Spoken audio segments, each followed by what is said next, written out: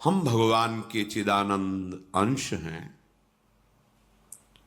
ये भूलकर हम अपने को स्त्री पुरुष, अच्छा बुरा, धनी निर्धन, दुखी सुखी आदि आदि बहुत सा प्रपंच है, इसे हम अपने दिमाग में बैठा लिया है। जब तक आप ये प्रपंच नहीं छोड़ोगे तब तक आपको सुखी कोई कर ही नहीं सकता, क्योंकि दुखालयम नाशवान संसार का तो तुमने अस्तित्व रखा है। अगर ये किसी के दूर करने से होता तो स्वयं जगत गुरु परब्रह्म परमात्म तत्व भगवान श्री कृष्ण सामने हैं और अर्जुन को कह रहे हैं, मात्रा स्पर्शास्तु कौन्तेय शीतोष्ण सुख दुखदा आगमा पायनो अनित्यास्तास्तितिक्षस्व भारत।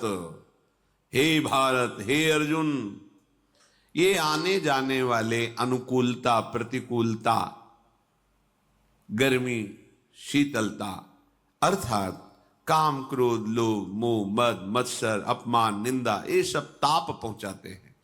अनुकूलता सम्मान यश कीर्ति धन वैभव मानी हुई मान्यता, ये सब शीतलता पहुंचाते हैं। ये उष्णता और शीतलता, अनुकूलता और प्रतिकूलता आने जाने वाले हैं। भगवान ये नहीं कह रहे मैं मिटा दूंगा, कह रहे तास तितिक्षस्व भारत। हे अर्जुन, ये तुम्हें सहना होगा। यदि तुम इसे सह गए तो तुम्हारे हृदय में ऐसी स्थिति प्रकट हो जाएगी कि फिर ये स्पर्श भी नहीं कर पाएंगे। सहने से तुम्हारी भक्ति बढ़ेगी, तुम्हारा चिंतन बढ़ेगा, तुम्हारा स्मरण बढ़ेगा, सत्य वस्तु के लिए, सत्य तत्व के लिए तुम सुखी हो जाओगे। बिल्कुल खुली बात। आडंबर नाटक पाखंड इसकी जरूरत नहीं है। प्राकृतिक भोगों में सुख बुद्धि, देहाभिमान, विद्यारूप महत्व कुल धन यौवन अभिमान, यही तुम्हारे दुख का मूल है और ये कोई दूसरा नहीं हटा सकता। ये तुम्हें अपने विवेक सत्संग से प्राप्त हुए विवेक के द्वारा, शास्त्र स्वाध्याय से प्राप्त हुए विवेक के द्वारा इसे तुम्हें त्यागना है। दुख तुम पकड़े हो तो छुड़ा कौन सकता है?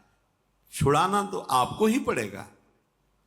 अगर कोई वादा करता है कि मैं आपको दुख रहित कर दूंगा, मुझे आज तक समझ में नहीं आया।